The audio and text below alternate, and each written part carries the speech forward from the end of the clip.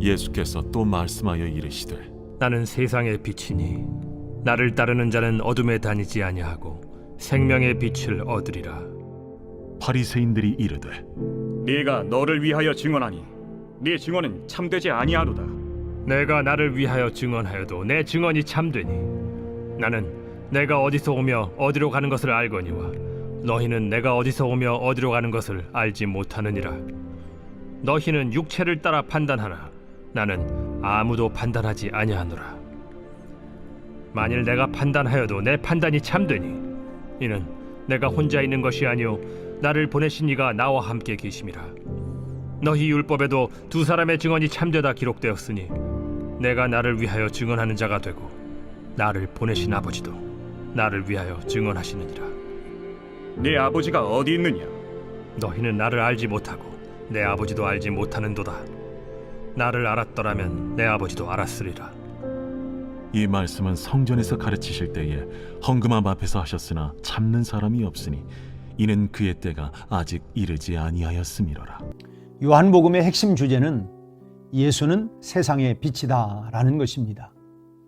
어둠 속에서는 아무것도 볼 수 없지만 빛 아래에서는 무엇이든 볼 수 있고 확실히 알 수 있는 것처럼 예수 안에서만 생명을 발견할 수 있고 진리를 알 수 있다고 하는 것이 요한복음 전체에 담겨져 있는 메시지입니다.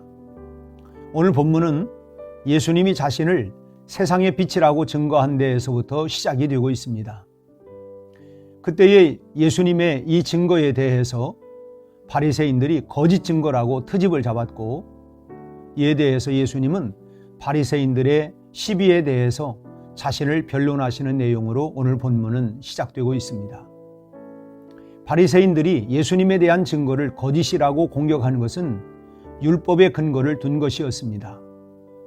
당시 증인이나 증거에 관한 율법은 민수기 35장 30절이나 신명기 19장 15절에 그 근거를 두고 있는데, 그 중에 신명기 19장 15절을 예를 들면 사람의 모든 악에 관하여 또한 모든 죄에 관하여는 한 증인으로만 정할 것이 아니요 두 증인의 입으로나 또는 세 증인의 입으로 그 사건을 확정할 것이며 라고 했습니다.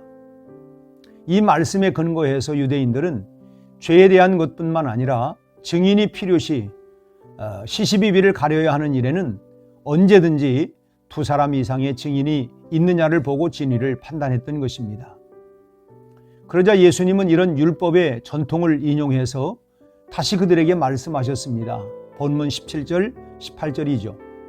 너희 율법에도 두 사람의 증언이 참되다 기록되었으니 내가 나를 위하여 증언하는 자가 되고 나를 보내신 아버지도 나를 위하여 증언하시느니라.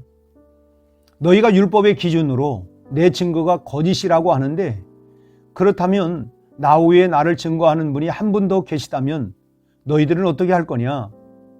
실제로 나를 증거하는 분이 한 분 더 계신데 그분은 바로 나를 보내신 하나님 아버지시다라고 하는 말씀입니다.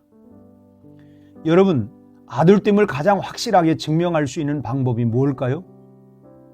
아버지가 아들이라고 말해주는 것보다 더 확실한 방법이 있을까요? 요즘은 DNA 검사를 해보면 되지만은 아버지의 한마디는 아들에게 가장 큰 힘이 되는 것 아니겠습니까? 예수님은 하나님을 자신을 증거하시는 분으로 삼았습니다.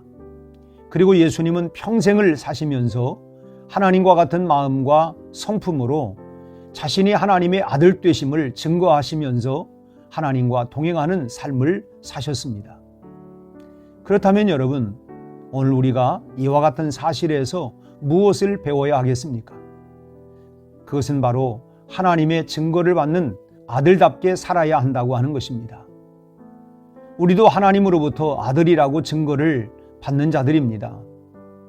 비록 예수님은 독생자요, 우리들은 양자된 사람들이기는 하지만은 아무리 양자라고 해도 친자와 다를 것이 없는 법적인 고난을 누리는 것처럼 우리는 하나님의 자녀로서의 모든 권리를 누리면서 살아가는 사람들입니다. 그런데 우리에게 얼마만큼 이런 모습이 있느냐 하는 것이죠. 하나님은 우리를 아들로 삼아주셨습니다. 그리고 죽음에서 건져 영생을 선물로 주셨습니다.